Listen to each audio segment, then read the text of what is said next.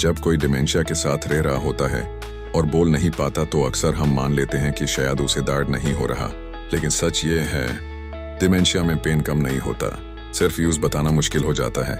एतिक्शाना care हम मानते हैं, जब वर्ड्स कम हो जाते हैं बिहेवियर बोलता है। डिमेंशिया के साथ याददाश्त और बोलने की क्षमता धीरे धीरे कम होती है, लेकिन पेन फील करने की एबिलिटी बिल्कुल सेम रहती है। इसलिए पेन का एक्सप्रेशन बदल जाता है, वर्ड्स की जगह बिहेवियर आ जाता है।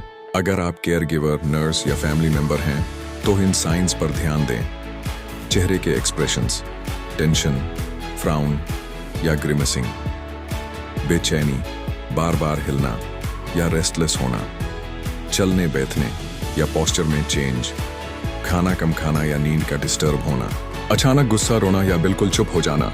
याद रखिए बिहेवियर कोई प्रॉब्लम नहीं है, बिहेवियर एक मैसेज है। बहुत बार पेन को कह दिया जाता है ये तो डिमेंशिया का बिहेवियर है, लेकिन पेन कभी भी डिमेंशिया का नॉर्मल हिस्सा नहीं होता। इसलिए इक्शाना केयर में हम पर्सन सेंटर्ड पेन असेसमेंट पर फोकस करते हैं, जिसमें व्यक्ति का पास्ट, रूटीन और नॉर्मल बिहेवियर समझा जाता है।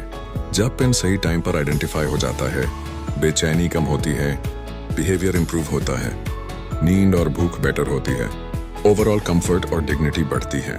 डिमेंशिया के साथ रहने वाले लोग महसूस करते हैं टार्ड भी और कंफर्ट भी। जरूरत है सिर्फ ध्यान, समझ और कंपैशन की। एट इक्शाना केयर हम बिलीव करते हैं केयर का मतलब सिर्फ ट्रीटमेंट नहीं, समझना भी है। अगर आप केयर गिवर या फैमिली मेंबर हैं तो इस वीडियो को शेयर करें। Follow Ikshana care for dementia education, comment करें आपने पेन का बिहेवियर कौन सा देखा है।